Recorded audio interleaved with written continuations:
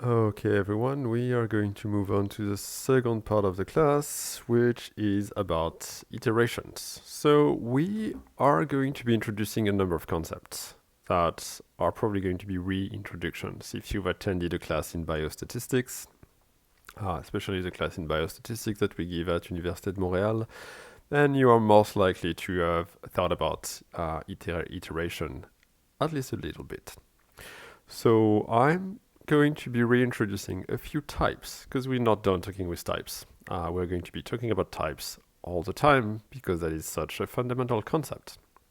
When this is done, we're going to see how we can move across these values, and then how we can use that to build a model of population dynamics.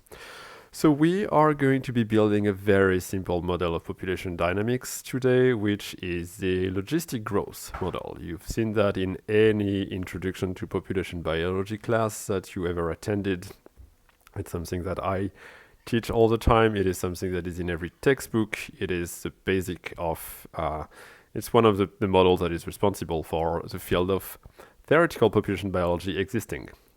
In a sense. So we're going to do that, and it is surprisingly easy to program. It has a range of interesting behavior. It's a neat little programming exercise.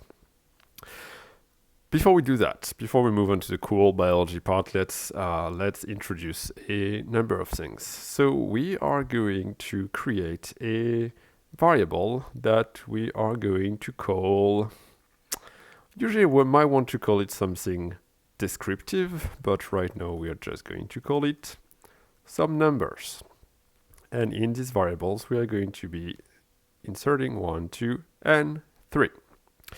So if we execute that, if we execute this instruction, create a value whose name is a variable whose name is some numbers, and this value is 1, 2, and 3, we are going to have this return.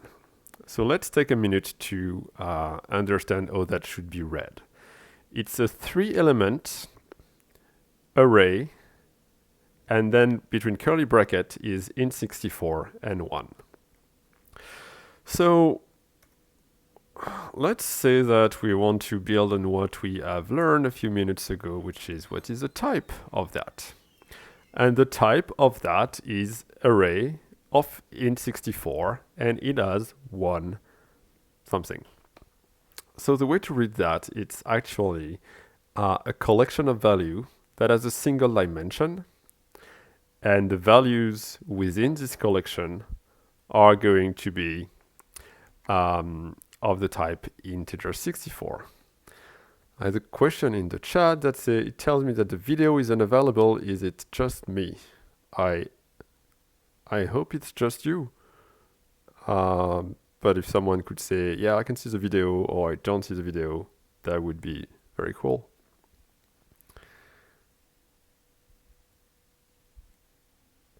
Because according to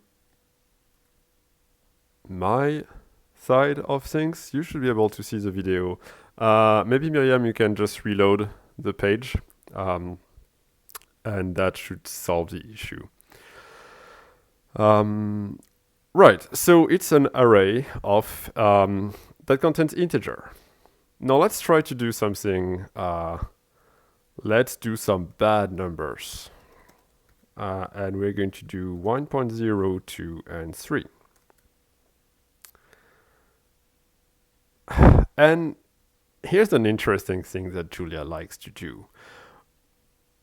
In the previous module, we said, well, if we have like 1.0, 2, and 3, it's going to be, you're mixing different types. We're mixing floating points, and we're mixing integer values. And so that's going to be like maybe numbers, maybe any, maybe whatever.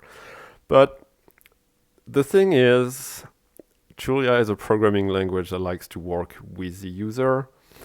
And it's sort of saying, okay, if you have a floating point number and then a bunch of other numbers, I'm going to assume that it's all numbers, and the thing that they have in common that can be represented as floating points. And so I'm just going to do that for you. Like, you're not very good at this whole programming thing, so I'm going to help you and do the thing that you probably meant to do. This is sort of what the computer is doing, and so that's fine. It's just transformed everything into floating points, just because that's what the language is doing.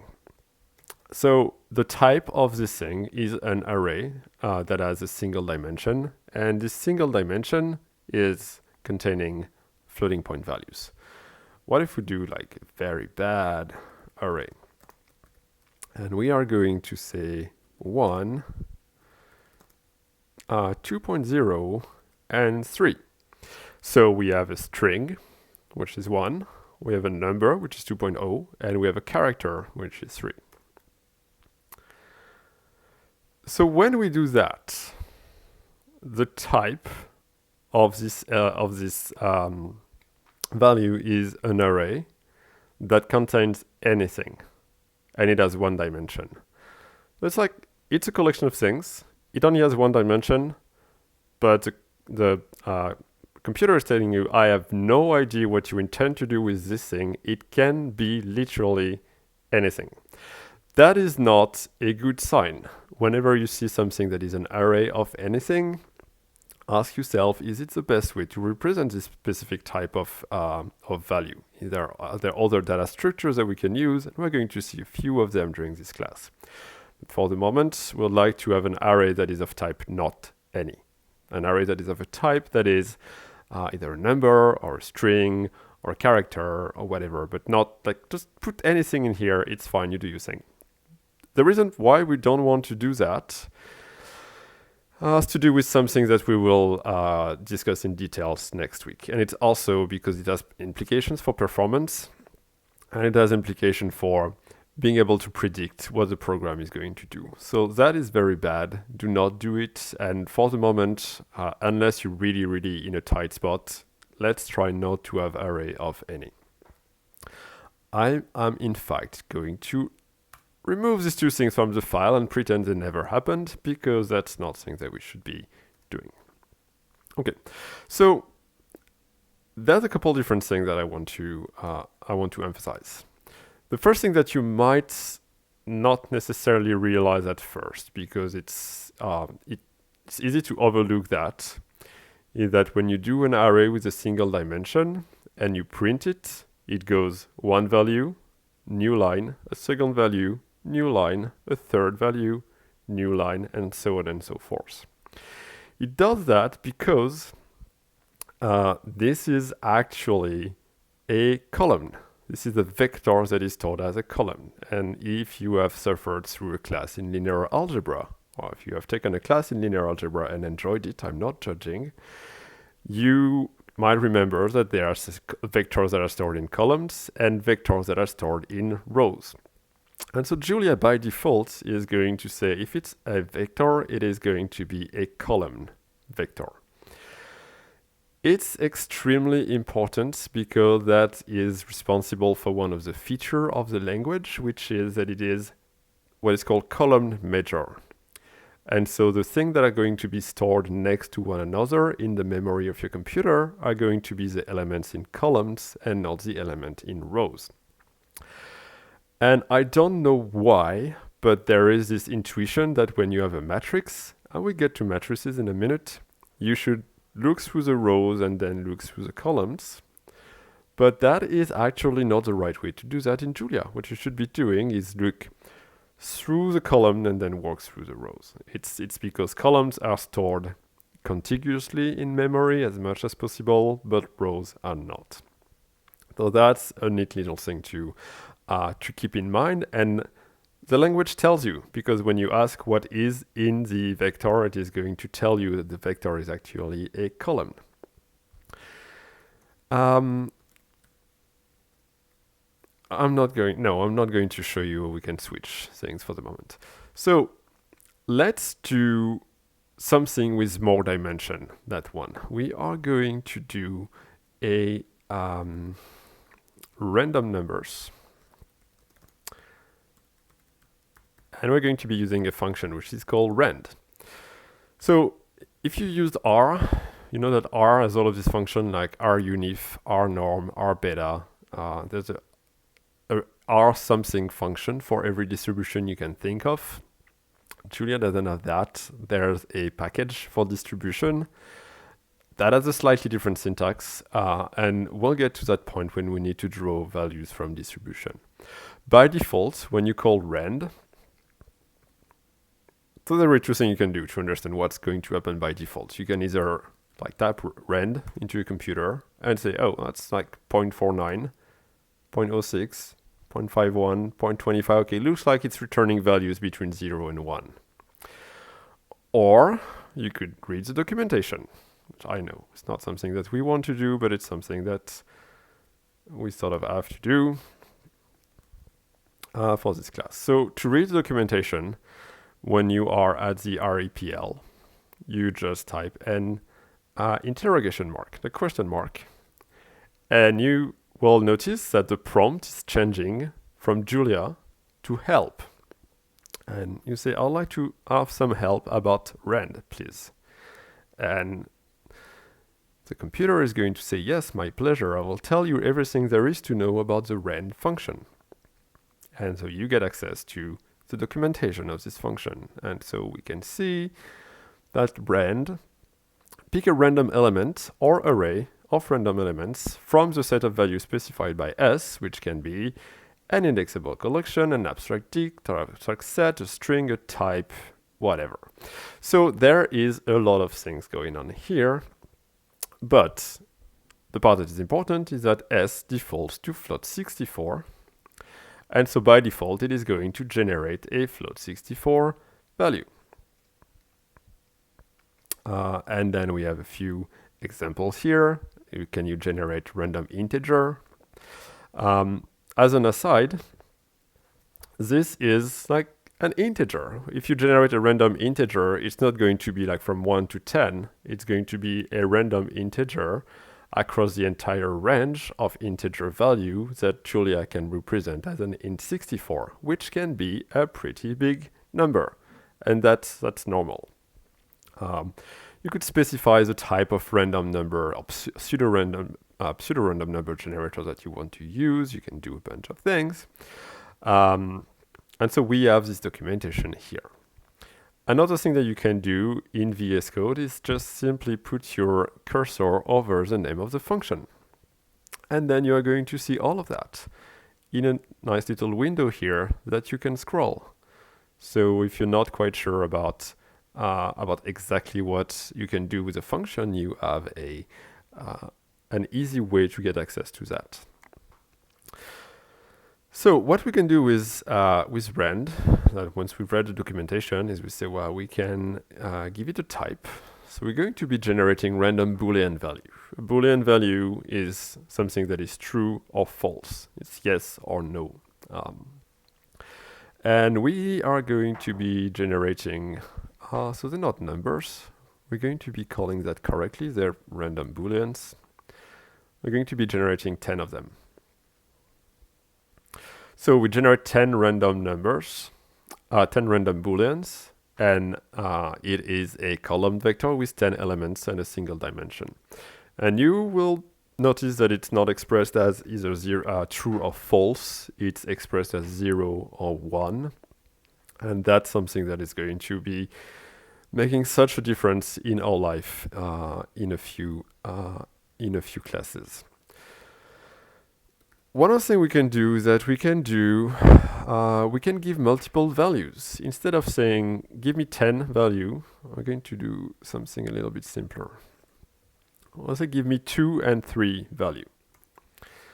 So when we do that, give me random Boolean values that have the shape 2, 3. The output that we get is slightly different. Instead of being a 3, like a 10 element array, it's going to be a 2 by 3 array that is containing Boolean values, and that has 2 something. This something here is a number of dimensions. So we move from something that was a vector to something that is a matrix. One thing that is important to notice is that the first element here, the first dimension, is a number of rows, and the second dimension, which is here, is the number of columns.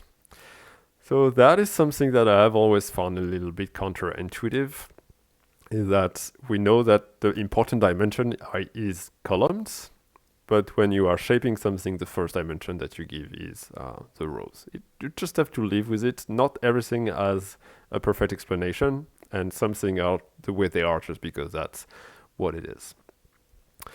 So we can generate a random number, random numbers in a vector, in a matrix. We can do a cube, because a cube is just a matrix with an extra dimension.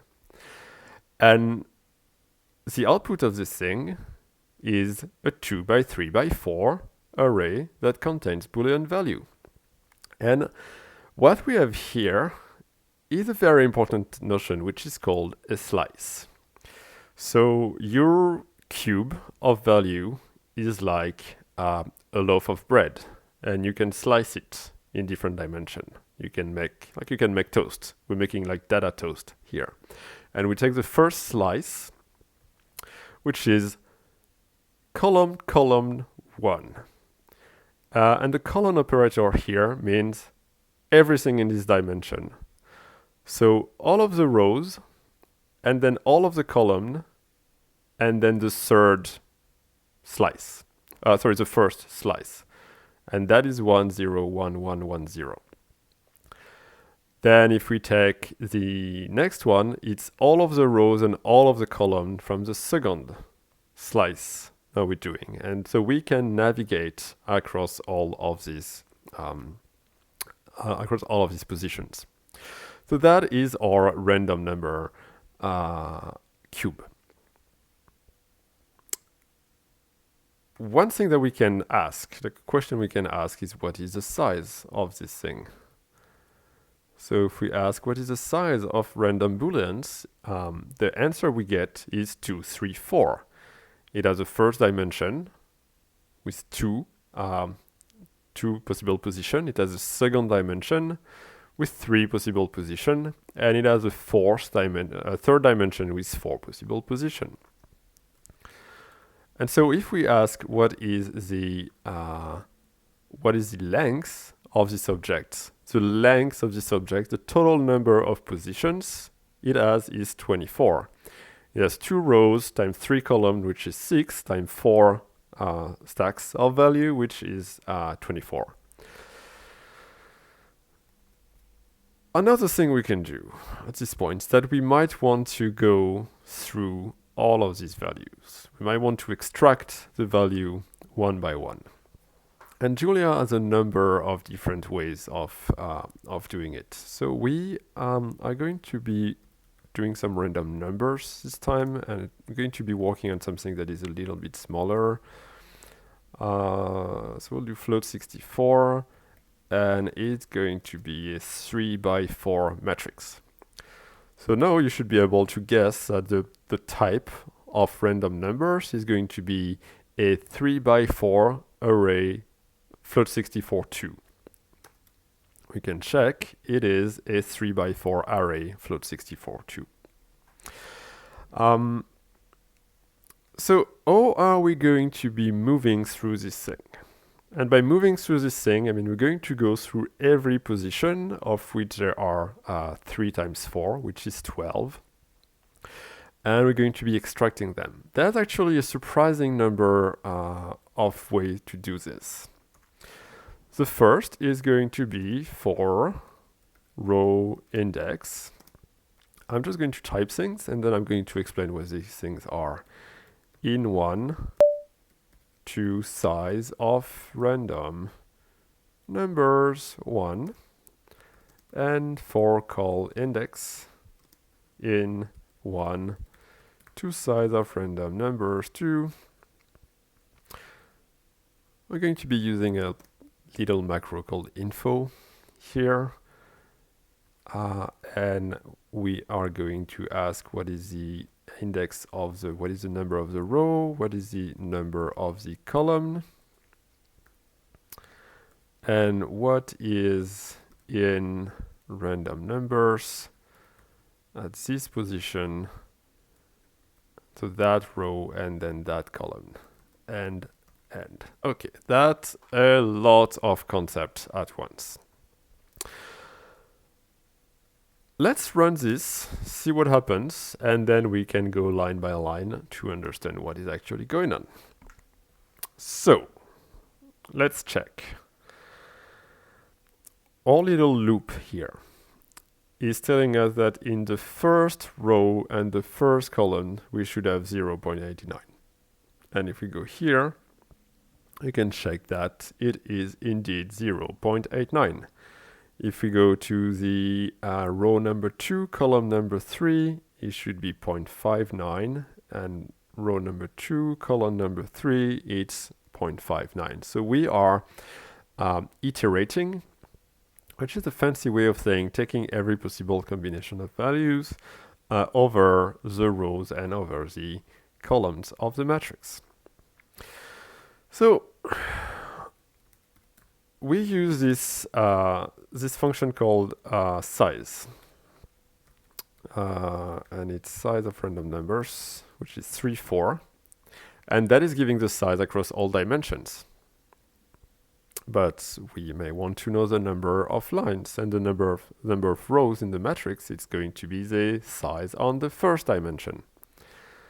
If we want to know the number of columns, it's the size of the second dimension, and size 2. If we want to ask what is the size of the third dimension, there is no third dimension here, but so the third dimension is 1. There's only one slice of data that we have stacked on top of one another.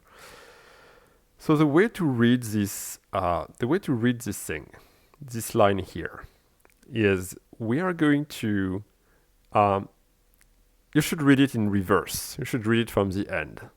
So we're going to take every value from 1 up to, that is the meaning of the single column here, the size of the first dimension. So the first dimension is 3, and we can check that 1 to the size of, random numbers, 1 is 1 to 3.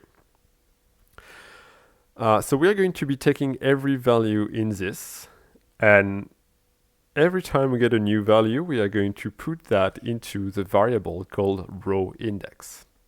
So the row index is going to change. It's going to be first 1, and then when this is done, when this entire block here is executed, it's going to be 2, and then we start again, and then it's going to be 3, and then we start again. And then inside that, we have done what is called a nested loop. So we have set the row on which we want to work, and we do the same thing for the columns. So for every value from 1 to the number of columns, we put that into call index. And so that is making sure that we go through every possible combination of rows and columns. The final thing that we do is that we access the values within the matrix. So we take our random number variable, and we say, give me something that is at row 2 and column 4, for example. So it's random number brackets to 4. If you use R, this is a notation that should be familiar to you, and if you have not used R, well, it's just the way it is. If you have used Python, Python start counting things at 0, like C does, and Julia start counting things at 1, the way R does, and the way reasonable programming language do. Remember that we use a column. We thought the column operator. So let's say we want to take all of the columns in the second row. So just like extract the second row. If we execute that, it's going to say that is everything that is in the in row number 2. And we could also get the second column, and the second column is these values. So again, if you're coming from R, you are sort of used to this syntax, except that there is no column. It's just 2, comma, or comma 2. Here it's 2, comma, column, or column 2, comma. And that is one way to accessing this thing. Okay, so that is surprisingly wordy. There's a lot of things that we need to type in order to do a fairly simple task. And the fairly simple task here is what is the value at every possible position in the matrix. So there is another function which is called each index. And each index is pretty great. Let's have a look at the documentation for each index. And each index is going to, as the documentation says, create an iterable object for visiting each index of an abstract array in an efficient manner. So instead of doing this thing manually, where you say, okay, we're going to go through each row, and then we're going to go through each column, and then we're going to do whatever that we need to do, we can use a function that is built in and is called each index. So if we do each index of random numbers, we want a simple one, it's going to give us something that is quite interesting. It's going to tell us that the range of each position in this matrix is 1 to 12. The reason it's doing that, it's because it is a very, very compact way of representing an information. Let's say you have a cube that has a thousand entries in each dimension. So it has 1,000 rows and then 1,000 columns, which is 1,000,000. And then it's 1,000 slices high, which is 10 to the 9 values. To be storing the position of each entry in that, you don't want to say, give me all of the numbers between 1 and 10 to the 9, because it is 10 to the 9 numbers, and you don't need that. You just say, it starts at 1, and it ends at 10 to the 9. And internally, that is going to be much more efficient, because you're only storing one value, which is where it ends. So that's a quick way of moving through a value. So let's say we're going to call that position in each index of random number. We are going to say info, give me the position, and then give me the random numbers position. So this thing where we're using the $sign and then a parenthesis is called string interpolation. It's something that, we'll come back to that. For now, we're just going to tell us what the value is. Okay. So we take this loop and we run it. And it is giving us something that is looking surprisingly similar to what we had before. It's a position 1 is 0.89, position 2 is 0.25, position 3 is 0.65. So internally, this is just going through every entry in the matrix. Now let's have a quick look at random numbers. And the thing that is important is, let's try to understand what this position means, right? So position number 1 is 0.89, which is here. Position 2 is 0.25, which is here. Position 3 is 0.65, which is here. So in the first loop that we wrote, we were going through the rows and then to the columns. And what Julia is doing, it's going through the columns. So by default, it's like column number 1, and when this is done, column number 2, and when this is done, column number 3, until you have exhausted all of the columns. And the reason it's this way and not going through the rows, it's because columns are stored together in memory as much as possible. And so if you want to iterate over something, you should iterate over the columns first. Or even better, you should use each index to do the iteration for you. There is a third iteration strategy we can use, which is really, really cool. And it is going to be using a function called, let's have a look at its documentation, a function called enumerate. Enumerate is an iterator again, and instead of giving you the list of position, it's giving you a pair of value. And the pair of value is first the position, and second the value that is at this position. So if we do for position value in enumerate the random numbers that we have created, and then we do info, and then we ask the position equals the value, and we run that. It's going to give us the exact same result than we had before. But what is interesting is that we don't need to explicitly be accessing the array, or the matrix in this case, from which we want to extract the values. We just say, well, enumerate this object for me. Give me all of the position and tell me what is at this position, because that's what I care about. What I care about is not like accessing memory and say, okay, I need to understand the number of the position of the row, the column, or the third or fourth dimension in my object. It's like, give me everything. I want the value. I want to know what position that is. And it is a shortcut that is very, very useful. It's also more efficient in many, many instances because that is something that is built into the language. It's something that has been refined by many, many people over many, many years. And as a result, it's often the superior iteration strategy. So it's easy to say, okay, I'm thinking about this problem in terms of here is the number of the column, here is the number of the row, so I'm going to be writing 4i in the number of rows and then 4j in the number of columns.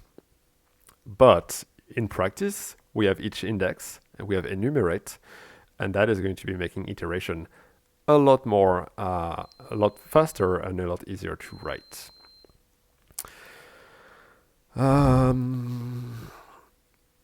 So we do have about 20 minutes left in this model, and in the next 20 minutes we are going to be building an actual model. So let's call that science. The model we want to build is the model of logistic growth, and the logistic growth model is very, very simple. It assumes that we have a population size, and we're going to say that it's 0.1. It assumes that we have a carrying capacity. We are going to assume that it is 1. We are going to also have a growth rate, and it's going to be 1.2. I'm just like picking values pretty much at random. If you want to have an exercise to do, this question from the chat, if you want to have an exercise to do with this new concept, you are in luck, because it is in fact one of the projects. And I'm going to give some clues or some tips on Teams, just so that you can get a sense of what you could try to do with that. In order to make sure that you really, really get it. I have a few ideas of exercises that I'd like you to try and do. Okay. So the way the logistic growth model works is that the next population size is equals to the population size times the growth rate times 1 minus the population size dividing by the carrying capacity. Okay, so that's a long line because we're being really, really verbose in the way we are naming our things. So we have next population size, growth rate, carrying capacity. It's a choice. It's a conscious choice that we are making. And the reason is, if you read this line, you know exactly what the variables are. It reads like it is calling the things by their biological signification. We could call it like nt plus 1 equal nt times r times 1 minus n over k, nt over k, which is the way it would usually be written as a mathematical equation. That is also a valid way of doing the thing. Right? What is important is that you pick a convention and you sort of try and stick with it. One of the advantages of the first formulation is that it is very easy to know. We don't have to guess what R is because it's called growth rate, and we know that that is a growth rate of the population. The advantage of the second version on row 33 is that, well, if you have your textbook, the equation is probably written in this exact way. And so if you get familiar with the model, you know that K is carrying capacity most of the time. And that is one way of representing it. What I like to do, like my own personal writing convention, is to not have a fixed writing convention. It sort of depends on what I'm doing and who is going to be looking at the code and how much time and effort I want to allocate to it. So if you're like running a quick experiment, like a quick and dirty programming exercise, call things whatever you want. If you are doing something that is a little bit more meant for other people, such as, for example, a project that you need to turn in for a class that you would hypothetically be attending, it's probably a good idea to ensure that the program is written in a way where it's readable by other people. And giving variable explicit names is something that is going to be immensely helpful for that. Okay, let's go. We're going to run this thing. Next population size. Oh, it's not working. It's not working because we have this new, we've made a new mistake. And the new mistake that we have made is called an undef_var error. So it is because we are using a variable that has not been defined. And the reason it's not been defined is quite simply because we wrote this thing here, but never executed them. So we're going to say population size is 0.1, carrying capacity is 1, growth rate is 1.2. We can run that. Okay, that tracks, right? We have a population size which is lower than the carrying capacity. We have a growth rate that is positive. And so the next population size should be slightly larger than the population size that we started with. And that is the case. And in fact, we can check that next population size is larger than population size. True. So that is good. Now, if we want to do this 10,000 times, we are obviously not going to be writing this thing 10,000 times manually. We are going to be doing some iteration. So to do that, we are going to add a few new elements to our program. We are going to create something which is called a timeseries. That is the name of a variable, right? And timeseries is going to be zeros. And our population size is expressed as a floating point value. So it's going to be floating point values. And there's going to be as many elements in here as there are in the simulation time. And we're going to say that our simulation time is going to be 15. That sounds good. So you might notice that this syntax here, zeros and then type and then the dimension, is the same syntax we used for random number generation. So if we do rand float64 simulation time, it's going to create 15 random floating point values. Here it's going to create 15 zero floating point values. If we want, we can also use ones, and ones is going to give us an array that is filled with 1. There is a more general case which is called fill, and the fill function is going to create something that is the same value repeated a specified number of times. We're going to be using zeros here. So that's good. Okay, so we have created something that is going to be storing the time series. And then we understand, because it's on row 32, how we can do our thing. So to do an iteration, we will be using the for keyword. And so what we're going to be doing is take every time step, and at every time step, we're going to update the population size. So it would make sense here to call our iteration variable time step. And the time step is going to go from 1 to simulation time, right? That makes sense. And it's going to end at some point, and so we need to figure out what we do. That being said, there is one time step in the time series that is a little bit different from the other, because it is the one for which we know the population size. It is the initial condition.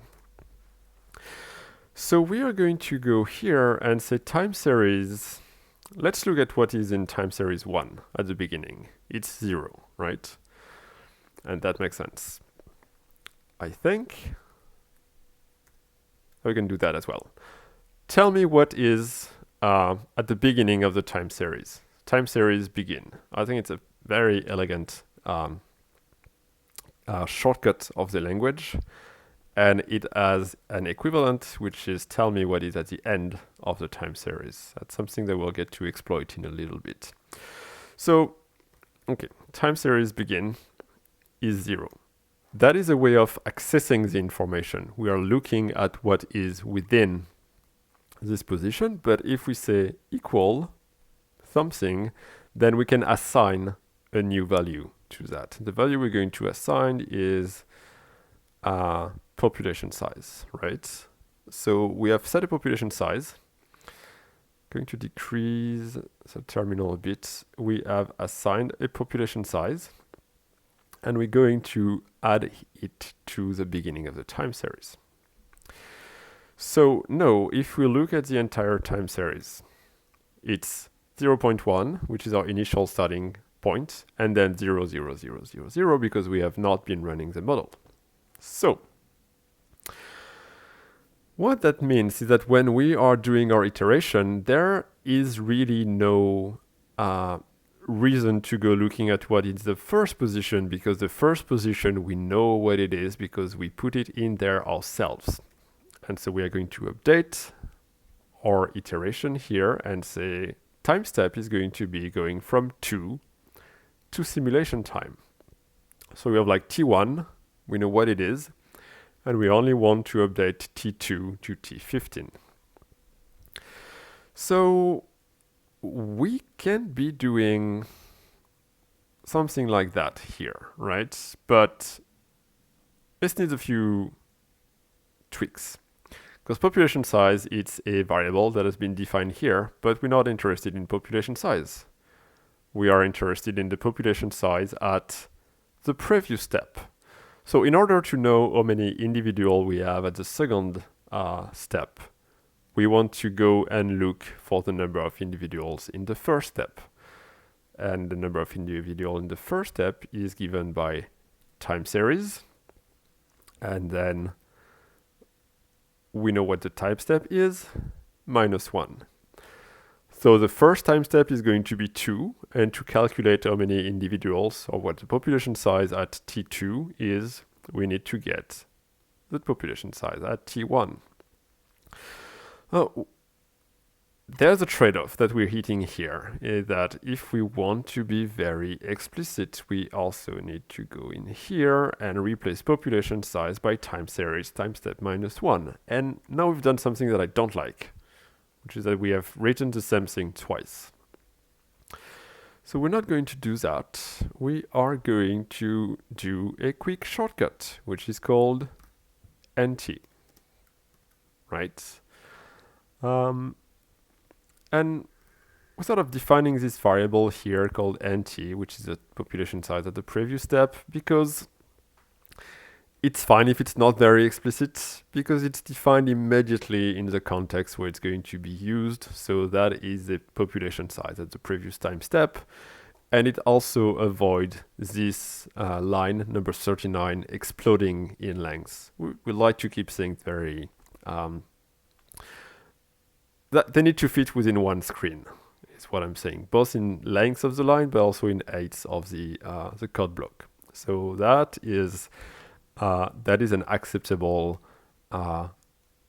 terse variable name here. The next thing we need to do is also, we're not going to be creating or rewriting this next population size variable. What we are actually going to update is the population size at the current time steps that we're simulating. So the way we are reading this loop is take every time step from 2 to the size of the simulation. And then the size of the population at the previous time step is time series at time step -1. So if we're doing year 2, it's time series at year 1. If it's doing year 3, time series at year 2, and so on and so forth. And then within the time steps that we are simulating, take the previous population size, multiply by the growth rate, multiply by 1 minus the population size divided by the carrying capacity. And then we are going to run that. And nothing happened. So the reason why nothing is happening is because we have not explicitly required to see what the output of the simulation was. So now if we type time series and press enter, it is going to show us the first 3 elements and then ... and then the last 3 elements. And we can sort of check that it's going from 0.1 to something that is larger, and it's not increasing very fast because the growth rate that we have picked is not very high. But the basic point is that we have built a simulation in which we are using iteration to update one value, and we have created that by creating an empty container for the value to be stored in. We have 5 minutes before we have a break, and in the next 5 minutes I would like to explain why that is so important. One thing we could do is start with just the initial population size, and at every time step we would add something to the end of that. And so we'd have one value initially, and then we add a second value, and then we add a third, and then a fourth, and then we do that like 15 times. That's okay. If you do that 10,000 times, what's going on is that this is a vector which needs to be stored somewhere in the memory of your computer. And if it's stored together, accessing it is really fast. That's important because accessing elements in your computer memory, deep down, it is a physical operation. And so if things are together, then it's easy to access them. There's no overhead. If they're stored at 10 different places in the memory, it is going to be very slow. Let's say that you want to, let's say you're cooking again and you have one ingredient from your dish in every room of where you live, right? And so you need to be running back and forth to be grabbing the thing. It's going to be taking a lot longer than if you have everything in the same place in front of you.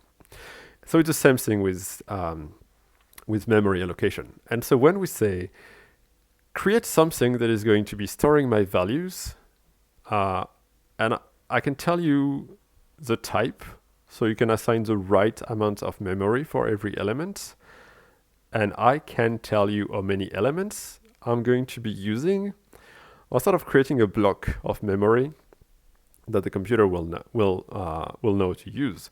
And that is very important because we know in advance, not we, but the actual the programming language knows in advance where everything is going to be.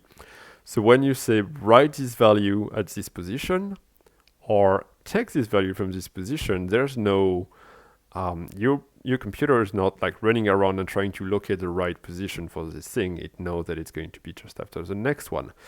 That is making a huge difference in performance.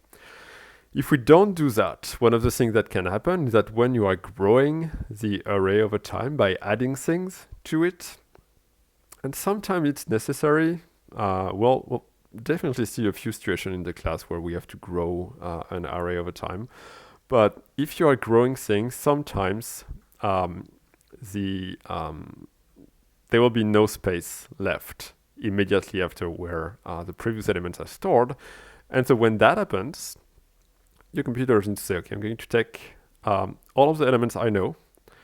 I'm going to find a place in the memory where I can put there that also have some leftover space. I'm going to be copying every element one to one and then adding the one. It's spending a lot of time moving data around, and you never want to be in a situation where you move data around because that is a very costly operation. In terms of cost, in terms of the time cost of doing things, the very worst is reading data from the internet. Second worst is reading data from your drive, your hard drive. Then it's moving data from memory. And then it's like moving data from within your CPU. That's usually very fast. But each of these different operations has like a few orders of magnitude in how much it will slow you down. So it's better to say, I need that many elements. I know the types. I'm going to declare like this chunk of memory belongs to me, and that is where time series live. That is going to be making the program faster. And I think that covers the very basics of iteration and growing things. Now, if you want, an interesting exercise that you can do is just make sure that you are able to rerun this thing, or maybe that you can rewrite this thing from scratch and then try and have a look at what happens if you change the growth rate. There is a very famous classic result in population biology. Let's say if you bring the growth rate above a certain point or a certain value, it is going to lead to some changes in behavior. Try to see what happens if you increase the simulation time and just generally try to tweak things with this model. And then report back if it's working, if it's not working, if you observe some weird behavior. That is something that is going to help you get some familiarity with the concept. We're going to be taking 15 minutes of break. So at 11:15, we are going to resume with the next module for this class, and the next module is going to be about conditionals, and we are going to be building a model of population in space. So I'll see you in 15 minutes.